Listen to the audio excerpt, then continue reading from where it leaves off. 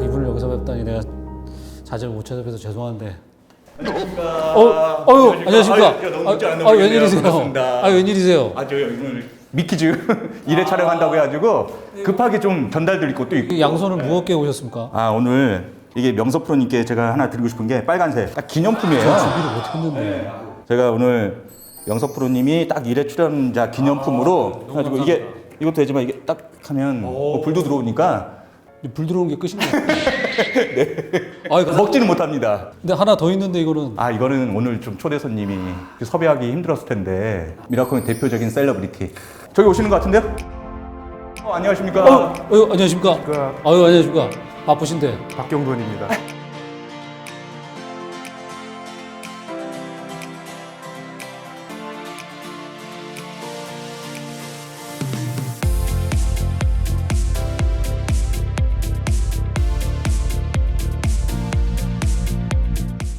보고 계시는 시청자분들께 간단하게 자기 어떤 일을 하시고 자기소개를 간단하게 한번 부탁드리겠습니다.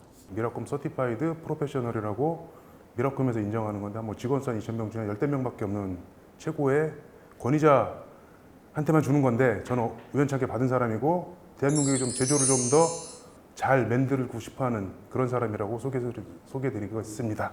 MCP 하면 한국말로 하면 그 전문위원이잖아요. 예, 맞습니다.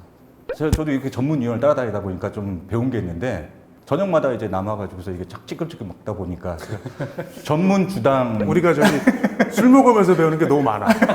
그때 좋은 말씀 너무 많이 자연스럽게. 해주시고 네네 진짜 그때 많이 이제 키웠습니다. 진솔한 얘기를 많이 해주시고. 오죽하면 이제 주당이라는 또 별명을 얻어가지고 전문 주당으로 제일 술 잡았습니다. 한 잔 먹을 때마다 지식이 하나씩 쌓여간다. 네, 고맙습니다. 근데 김성 MC님은 제가 보기에는 전문위원보다는 후배 양성을 하는 게 아니라 후배들과 이제 먹방을 찍고 이런 걸 좋아하시는 것 같은데. 근데 늘 이제 컨설팅을 가시는데 컨설팅 하시면 주로 하시는 뭐 분야가? 이게 컨설팅이라는 단어를 정의하기가 되게 어려운 게 예전에 제 대학교 때 아니면 졸업하고 취직을 해가지고 누가 컨설턴트라고 하면 그냥 좀 우러러본 건 있었는데 내가 직접 컨설팅이라고 고객한테 가서 얘기를 해야 된다라는 게 되게 부담스러워요 사실. 왜냐하면 누군가를 리딩을 해야 되는 거고 그 사람들이 가려운 데를 끌어줘야 되는 거기 때문에 그들보다 더 많이 알아야 된다는 내가 압박감이 있어서 우리 그 제조 쪽의 컨설팅이라고 하면은 저런 이제 글로벌 펌들의 컨설팅하고 약간 차이가 좀 많이 나는 게 인더스트리얼 엔지니어링도 알아야 되고 그다음에 MES도 알아야 되고 그다음에 제조 현장의 조직 문화 그러니까 두루두루 알아야 되니까 여기서 한 끗만 조금 핀트가 어긋나면 그분들한테 엄청난 데미질 수 있거든요. 그래서 컨설팅을 한다라고 아까 지금 어떻게 하냐고 물어봤는데 어떻게 한다라기보다 진심을 다해서 최선을 다한다. 고객이 원하는 답만 주는 게 아니라 고객이 원하는 답 그 이상을 주는 게 컨설팅이라고 저는 생각을 하고 있습니다. 근데 지금 뭐 확실히 그냥 들어보면 고객의 마음도 알 수가 없잖아요. 그러니까 마찬가지로 현장 사람들 마음도 얻기가 어려울 텐데 그렇게 되면 별도로 뭐 하는 뭐 프로세스 같은 게 있나요? 그 컨설팅 프로세스라기보다는 컨설팅을 이제 딱 처음에 의뢰를 받아서 공장에 가면 그분들은 그 공장에서 최소한 10년, 20년을 하신 분이고 저는 처음 가는 입장이니까 처음에는 이제 관찰자 입장으로 가는 거죠. 관찰자 입장으로 가서 제일 중요한 게 공장을 딱 초입에 딱 들어갔을 때 그 이미지를 저는 이제 머릿속에 딱 그려놔요. 그 다음에 내가 보고자 하는 주제, 뭐 자재 관리, 뭐 설비 보전, 뭐 품질, 그 다음 주제를 보고 그 다음에 중요한 게 뭐냐면 그 조직원들의 니즈나 페인 포인트를 끄집어내려면 그 속으로 들어가야 되는데 제일 들어가기 좋은 거는 나도 그 공장에 제조하는 사람의 일원이다 라는 생각으로 들어가서 보지 않으면 우리는 어쩔 수 없이 제3자이기 때문에 항상 제3자 뷰를 보는 것도 중요하지만 그 속에서 들어가서 보는 게 더 중요할 수 있다. 그래서 컨설팅을 하면 첫 번째가 관찰, 그 다음에 뷰, 그 다양한 뷰를 가져가는 거, 그 다음 세 번째가 그 조직에 가급적 녹아들어라. 그래서 제가 이제 프로젝트 들어가면 항상 한 얘기가 어제까지는 미라콤 직원이었지만 오늘 이후로 이 공장에 온 순간 나는 여기 회사 사람이야 라는 생각으로 하는 거죠. 그 고객들이 안 좋아할 수가 없으세요. 근데 말씀하신 것 중에 관찰이라는 단어가 굉장히 좀 잘 들렸는데 그 주로 실사할 때 주의 깊게 보시는 부분이 어떤 건지. 그 실사할 때 가장 중요한 거 어차피 제조라는 거는 물의 흐름, 그 물의 흐름에 따라서 그 다음에 물성이 어떻게 변하고 어떤 유형으로 변하는지 이게 이제 설비에서 작용을 하는 거잖아요. 그러면 가장 쉽게 얘기하는 게 우리가 포엠을 얘기하는데 그 포엠을 중점적으로 봐요. 그래서 첫 번째 가서 제일 쉽게 보는 거는 물의 흐름. 그다음에 그 물의 흐름 단계별로 어떤 식으로 작용을 하고, 그다음 어떤 식으로 뭔가 뭐 레시피라든가 메소드를 어떻게 관리하고, 이제 처음에 보는 게 이제 피상적인 거고, 그 다음 보는 거는 이제 그분들하고 대화를 하면서 그 안에서 이제 어떤 그 힌트를 많이 얻는 거죠. 그래서 아까 뭐 고객이 좋아한다라고 했는데, 사실 고객이 좋아한다라기보다 고객하고 상생이 잘 맞는 거죠. 뭐 그동안 다 좋았겠어요. 저는 뭐 멱살 잡은 책상 빡빡 치면서 얘기한 적도 많은데 사람이 다 좋을 수는 없잖아. 아, 그럼요. 어쨌든 진심은 네. 그 공장에서 일하시는 분들, 그리고 우리나라가 이제 제조업 기반의 사회다 보니까 제조업을 통해서 수출을 통해서 국부를 창출하는 나라인데, 여기에 그나마 좀 더 일조를 하고 싶다, 뭐 어떤 이런 대원칙, 그런 걸 좀 생각을 많이 하고 있어요. 포엠? 그 포엠이 솔직히 뭐 우리가 알고 있는 그 뭐 가수 포엠은 아닐 거잖아. 솔직히 포민이 포민이셨어요? 포엠이라고 하면 이제 그래서 네. 궁금하신 분들에서 포엠, 맨, 머신, 메소드, 머티리얼.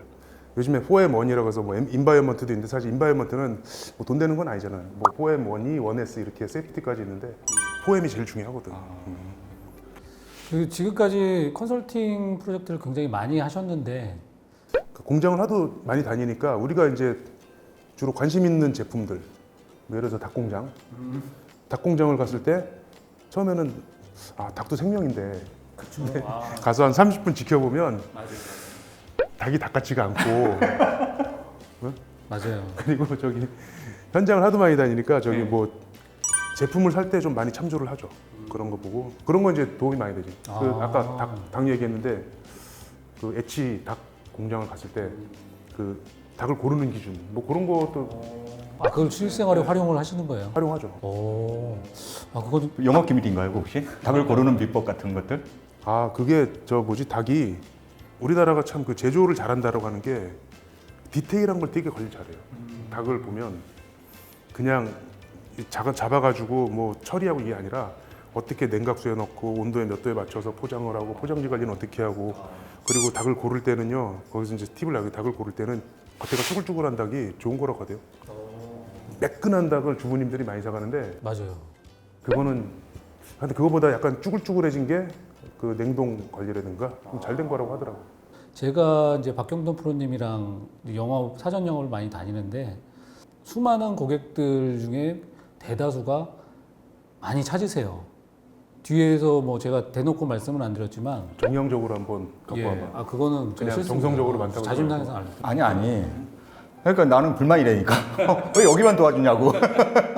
아니, 난 한 번을 못 가봤어. 솔직히 오늘 인터뷰 하고 싶지 않아, 별로. 나를 찾으면 안 되고 회사를 찾아야지. 근데 그렇죠. 예, 맞습니다. 아까 이런 말씀 들어보니까 솔직히 고객의 마인드보다 더 고객을 잘 이해하고 있으니까. 그러니까요. 그런 게 제일 이게 뭐 크죠. 솔직히 감동 영업이 되는 것 같은데요, 이렇게 되면. 저기 제가 고객들이 많이 찾는다고 하는데요.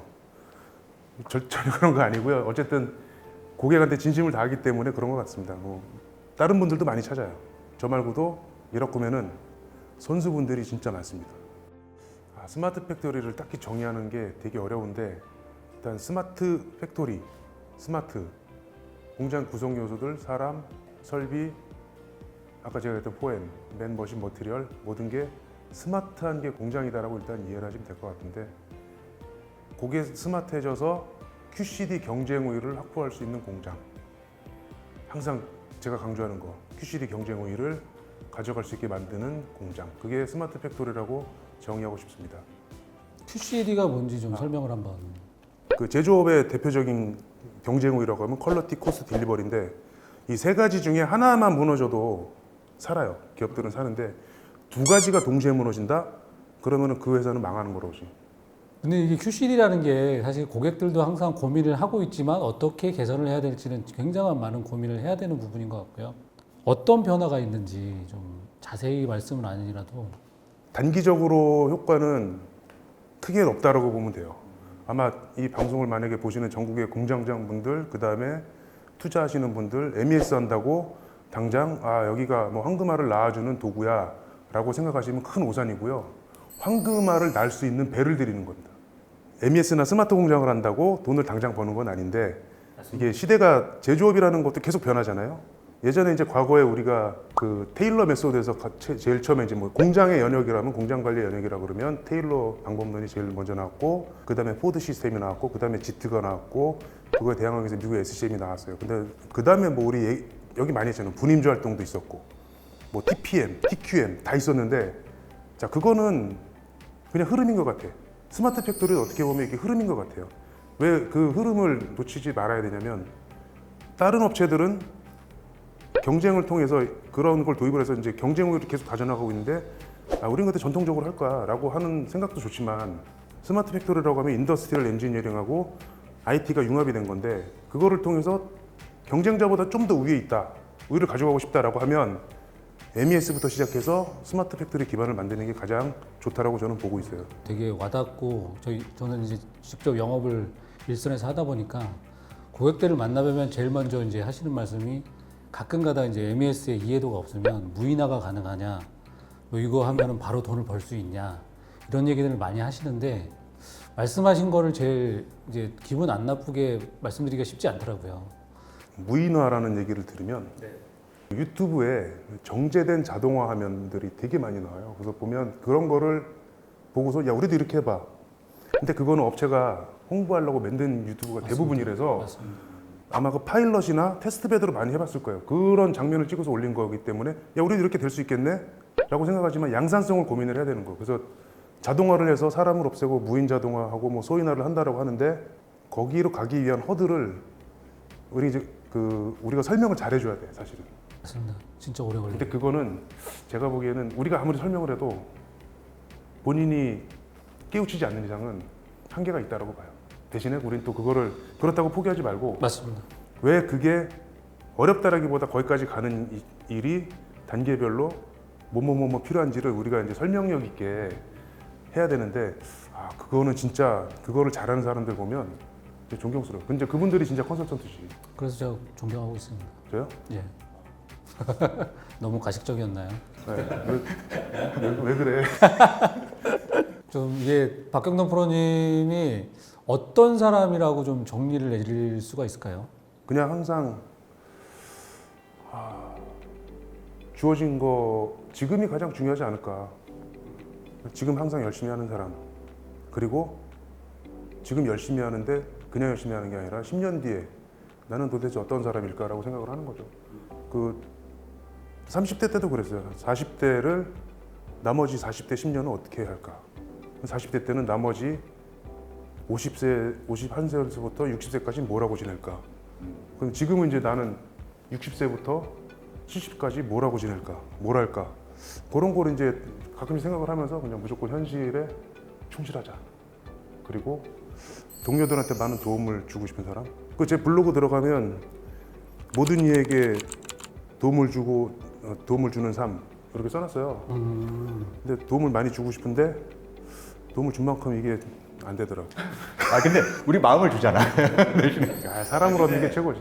같이 일을 이제 몇 년 해보니까 또 낮에는 열심히 일하시고 밤에는 또 열심히 술 드시고 이러는데, 근데 항상 책 얘기를 많이 하시고 책도 많이 보시고 고민도 많이 하시고 고객에 대한 뭐 니즈도 고민 많이 하시는데, 지금 보고 계신 시청자분들한테 추천할 만한 책이 있다면 읽으신 것 중에 제일 도움이 됐던? 오늘 주제가 미라콤이고 미라콤이 제일 잘하는 게 제조다 보니까 제조하시는 분들한테 딱 권하고 싶은 책하고 자격증 같은 게 있는데, 첫 번째는 그 CPIM 자격이라고 있어요.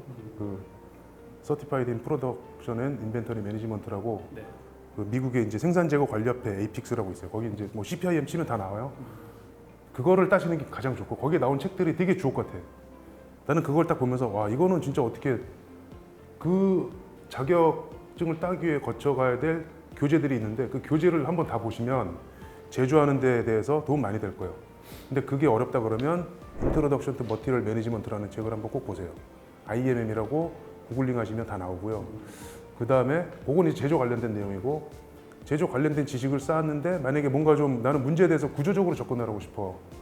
제가 예전에 봤던, 저는 이제 IT 출신이다 보니까 소프트웨어 아키텍처 인 프랙티스라고 있어요. SAIP라고 있는데, 이 책을 한번 보시면 거기에 어떻게 사람이 구조적으로 생각을 해야 되는지에 대한 내용이 되게 잘 나와 있어요. 그게 이제 두 번째고, 세 번째는 엘리 골드렛이라는 사람이 쓴 더 골. 그 이제 산업과학 하시는 분들은 그 책 대부분 알 거예요. 세 가지. 첫 번째, 인트로덕션 투 머티리얼 매니지먼트. 두 번째, 소프트웨어 아키텍처 앤 프랙티스. 구글링에서 SAIP라고 딱 치면 이게 좀 옛날 책이에요. 그 다음에 세 번째가 그 엘리 골드렛이 쓴 더 골. 그걸 꼭 보시면 더 골은 내용이 되게 좋아요. 소설식으로 썼는데 우리가 왜 제조 현장에서 불힙 이펙트라든가 드럼 버퍼 빗 이런 용어 되게 많이 나오거든요. 그런 거를 되게 쉽게 써놨기 때문에 그걸 꼭 보세요. 한 3권. 아, 제조 관련돼서는 그렇게 보시면 될 것 같습니다. 근데 그 말씀하신 책들이 다 국문화 돼 있나요? 네? 저번에 저한테 영문 문서 책을 주셔가지고 제가 못 보고 있거든요. 아 그래? 국문화 돼 있는 건가요? 잘못했네. 번역을 안 해줘줬어. 지금 업무를 수행하는 내가 이기까지 가장 큰 영향을 끼친 큰 영향을 끼쳤다라는 거는 원래 산업과학을 전공을 했고 그다음 또 IT를 했고 그 인생에서 뭐 큰 영향이라고보다는 이렇게 흘러 왔던 것 같은데 이쪽으로 많이 공부를 한 것 같아요. 그냥 자연스럽게 대학교 때부터 끌려가지고 그리고 옛날에 대학원 때 교수님이 제조를 잘해야 먹고 산다. 아, 제조가 답인가 보다. 근데 제조 가서 내가 뭐 그러니까 인더스트리얼 엔지니어링만 하기엔 좀 그렇고 IT 쪽도 관심이 많으니까 I 플러스 IT를 하다 보니까 여기까지 온 것 같아요. 이게 뭐 컨설팅은 그 고객의 가려운 곳을 긁어주고 어떻게 하면 다시 안 가렵게 해주고 지금 당장보다는 10년 뒤, 20년 뒤에 제조업에서 계속 지속적으로 경쟁 우위를 가져갈 수 있게끔 쓴소리도 하고 조언도 하고 구체적인 가이드를 하는 직업이라고 보시면 될 것 같아요. 지금 요즘에 좀 핫한 게 이제 지구 온난화 있잖아요. 그거 사기 아니야? 그게 아니야. 아니 질문도 드리기 전에 뭔 사기야?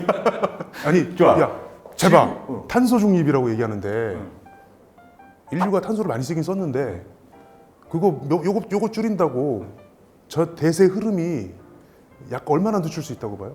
어쨌든 질문하세요. 네. 제가 당황했습니다. 제가 자 얘기해. 그래서 좋아. 그럼 제가 또 그 질문을 제가 드리려고 한 거예요. 좋아. 그 지구 온난화를 위해 스마트 팩토리를 적용할 수 있다. 그거는 정답. 있다? 오.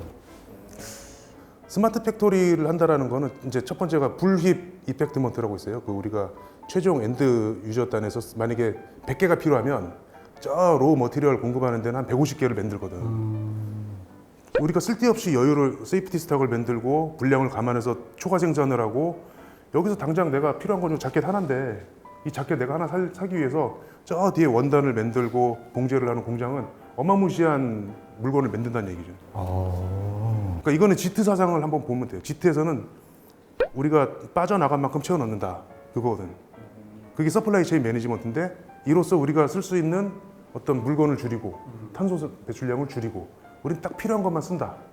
그 관점이 스마트 팩토리라고 보시면 돼요. 그게 뭐냐면 제가 설명을 쉽게 드리면 비부가가치나 낭비가 이만큼이었어. 이걸 눈에 보이게 하고 떨궈낼 수 있는 마법의 도구. 야, 근데 대단하시네요. 이 질문을 여기 보면은 저기가 장난처럼 돌발 질문이라고 여기 대본에 나와 있는데 이런 답을 할지는 이걸 나 경청하고 있었잖아. 근데 우리가 진짜 지구에 기여하고 있는 거네? 그러네요. 그렇다고 봐야죠. 그러네요. 이거는 이제 우리 회사 TV 광고 해야겠다. 이건 우리가 장난 아닌데 이거. 그래서 나도 광고하면 저기 고속도로에다가 세이브 어스 바이 미라콤 이렇게 하면 어떨까? 미라콤이라는 회사를 정의하면은 그러니까 이렇게 좀 관점을 확산해서 볼게요. 제 개인적으로는 일단 경제적인 수단이고 그 다음에 뭐 국가적으로 봐서는 그러니까 대한민국 제조업의 경쟁력에 일조하는 회사다. 뭐 아시아 관점에서 보면 일단 미라콤이라는 회사는 경쟁력은 아시아 넘버원이다. 국내에 다른 MES나 스마트 공장 하는 업체도 많지만 그래도 일단은 인증받은 아시아 넘버원 업체고 전지구적으로 보면 서플라이 체인에 우리가 맨날 강조하는 정물동 일지를 실현해서 탄소 재료를 실현할 수 있는 회사다. 그 취업을 하시는 분들에 있어서는 돈 많이 주고 워라밸 좋고 본인들이 꿈을 펼칠 수 있는 회사다라고 정의하겠습니다.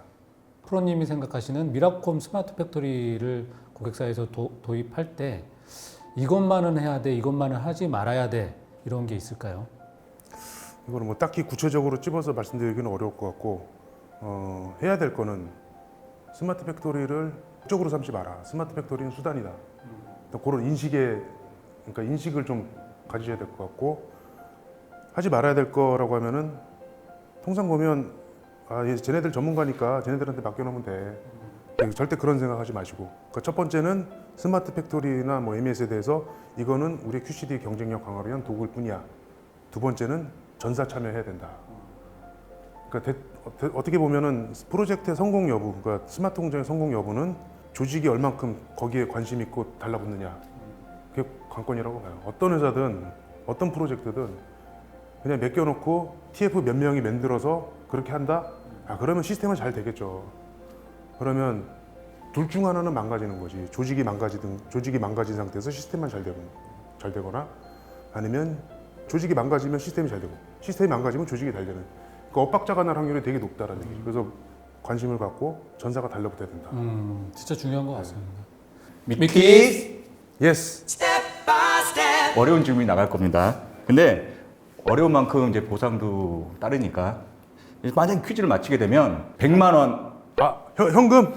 아닌 10만 원 상당의 외식 상품권을 드릴 거예요. 당근만 있는 거 아닙니다. 떨어진 거에 대한 벌칙도 있어야 되지. 퀴즈 못 맞히시면 어마어마한 벌칙이 있으니까 그러니까 조심하시고. 다음은 디지털 자료를 복원하거나 조사하는 과학 수사. 디지털 포렌식.